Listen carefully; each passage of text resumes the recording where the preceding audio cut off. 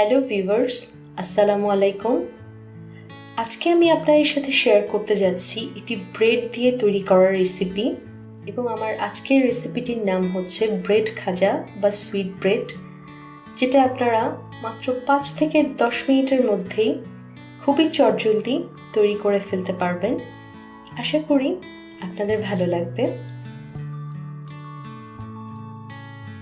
এখানে আমি ব্রেড নিয়েছি 5 পিস। জাস্ট ব্রেডের সাইডের ব্রাউন অংশটাকে কেটে ফেলে দিব। চিনি নিয়েছি 1 কাপ।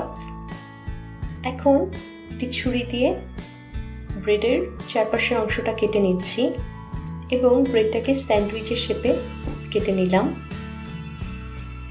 এই ব্রেডের রেসিপিটা আপনারা খুবই ঝটপট মাত্র 5 থেকে 10 মিনিটের মধ্যেই তৈরি করে ফেলতে পারবেন।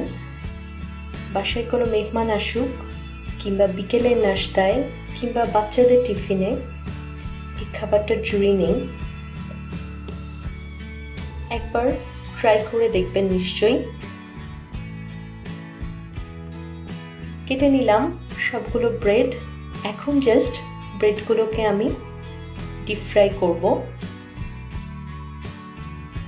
ডিপ ফ্রাই প্যানে আমি চিনি এবং পানি দিয়ে শিরাটা করে নিচ্ছি। চিনির শিরাটা খুব ঘনও হবে না, আবার পাতলাও হবে না। আরেকটি প্যানে আমি তেল গরম করে নিয়েছি। এখন একে একে সবগুলো ব্রেড ভেজে নিচ্ছি। ব্রেডগুলোকে জাস্ট হালকা গোল্ডেন ব্রাউন করে ভেজে নিতে হবে। কোনোভাবেই ব্রেডগুলোকে তাড়াহুড়ো করে ভাজা যাবে না, তাহলে কিন্তু পুড়ে যাবে। এবং চুলার আঁচটাও একদম কমিয়েই ভাজতে হবে, একটু ধৈর্য নিয়ে।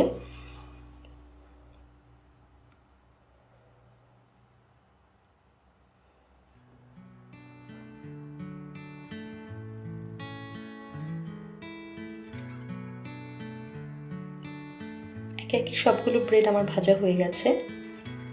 এখন আমি জাস্ট ব্রেডগুলোকে চিনির শিরায় একটু ডিপ করে নিব। এখানে আরেকটা কথা বলে রাখি, ব্রেডটা এবং শিরাটা দুটোই যেন গরম থাকে, তাহলে আপনার ব্রেডের ক্রিস্পিনেসটা খুব সুন্দর করে বজায় থাকবে। সেজন্য শিরাটা ঠান্ডা হয়ে গেলেও চেষ্টা করবেন একটু গরম করে নিতে। আর এই খাবারটা আমার কাছে জিলাপির মতোই টেস্ট লেগেছে, সেজন্যই আমি এই রেসিপিটা আপনাদের সাথে শেয়ার করেছি। রোজার দিনে হাতের কাছে অনেক সময় জিলাপি থাকে না, বিশেষ করে যারা দেশের বাইরে থাকেন, আর বানিয়ে নেওয়ার সময়ও সবসময় থাকে না। সে জায়গায় আপনি এই ব্রেড খাজার রেসিপিটা তৈরি করে ফেলতে পারেন খুবই চটজলদি। তৈরি হয়ে গেল আমার ব্রেড খাজা বা সুইট ব্রেড।